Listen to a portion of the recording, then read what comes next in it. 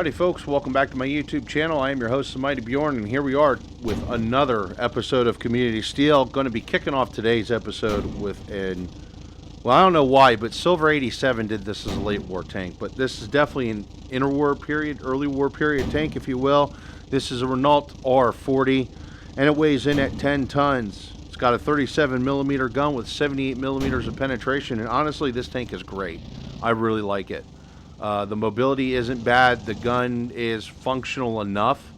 It's not like the best gun you're going to find in the early war period, but it works out pretty good. When it comes to armor, it's just good enough.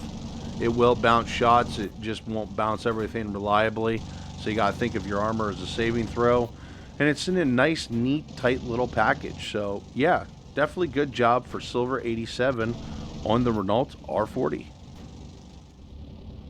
All right, the next vehicle I have here is the TV22 from Yuva. And this weighs in at 37.5 tons. It's armed with a 125 millimeter main gun with 198 millimeters of penetration for the late war period. 198 millimeters of penetration, well, it's not the world's best for late war period because I've seen some really high penetration numbers. And I've also seen some really high armor numbers. However, for the most part, it does a good job for me. The tank itself, I feel, is a very solid original design. I like the design of it, especially that it has like extra armor plating on the turret face itself. I think that's a nice little detail to have, especially because it makes it look more like it's an upgrade than anything else. I also like the general overall shape of the tank. It's a more modern main battle tank, if you will, than like a World War II tank, but it does do the trick. I think it looks good, and the mobility on it's actually rather good too. That has to be said as well. Trying to get this shot here, and of course I'm being old and shit for the most part. Also, I have some FPS issues on this map I've noticed recently. But alright, let's move on. Now this one here is the AMX 30B2 Brennus from Zero, and instead of an O, use an actual zero. So there you go, folks. And this weighs in at 38.42 tons. It's got a 105 millimeter main gun with 209 millimeters of penetration, and Zero actually took time to do the 20 millimeter coaxial gun to the main gun. The main gun does do the trick for the most part. It's got good velocity. It flies pretty damn straight. It's got a pretty good reload speed to it for a 105 millimeter main gun. Now when it comes to mobility, the mobility on this thing is really good. But this is a more, per se, modern-esque main battle tank. This would be, I want to say the 70s or the 80s. I can't remember when the Brennus, they were working on doing the Brennus stuff for the AMX 30. And that being said, they also went more for mobility over armor when they designed the AMX 30. So that is kind of a bit of a flaw here, is that the armor is not actually reliable on this thing against these Cane Tigers. But that being said, like I said, that is the general overall design. So honestly, that felt fairly accurate to me because it just, the AMX 30 just was not reliable for armor. The French had the idea of we would rather have mobility over armor. And as you can see there, my turret went flying. So yeah, that didn't work out so well. Either way, I think it's a good looking tank. Up until it gets blown up, anyway.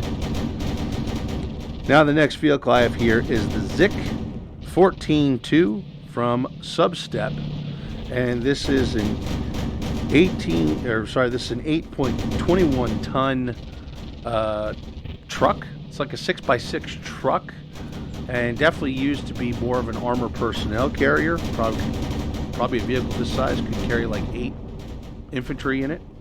Maybe 10 if you cram them in there. And it has twin-linked 14.5 millimeter machine guns with 22 millimeters of penetration, and it is for the interwar period. So this is not going to penetrate everything it runs up against, but my God, those guns are so fun to play with. Just look how they're just shredding stuff. They're not penetrating much, not penetrating near as often as you're shooting, but they are creating a hell of a lot of chaos, aren't they? So I think that's actually kind of fun in itself. The mobility, nothing great, but nothing poor either. You know, it's functional enough. And actually for an interwar vehicle, yeah, actually you could almost go as far as saying it's actually pretty good. I really would have liked to have got the pedal to the metal to find out how fast this thing could really get up and get going. But it does pretty good for the most part on the mobility. And the overall design, while it's definitely, once again, like an original design from Substep, it feels like it actually belongs. All right, and the final vehicle I have here is the INO 53B from VVX2. This weighs in at 21.10 tons. It's armed with a 90 millimeter main gun with 205 millimeters of penetration, and this is for the late war period. And honestly, this feels like a really super modern light tank. VV did one before, and well, it was actually on the same chassis, but it was a different turret with a different mantlet and a slightly different gun. So in general terms, the vehicle itself is really fast, really agile, but it's also really lightly armored, so you got to be cautious of that. The turret traverse is wicked fast. The gun is wicked good. 205 millimeters of penetration on a 90 millimeter gun, that's pretty good. Especially when you consider the reload speed and everything else. Although the turret traverse is, as you can see, it's wicked fast. Just this vehicle, everything is built for speed, baby. Now, of course, it's got to be too, because it's a light tank. You got to have it built for speed, otherwise, yeah, it wouldn't survive. And it's got a dull on the roof of the vehicle. Yeah, I saw that. I was wondering if anyone else did, though.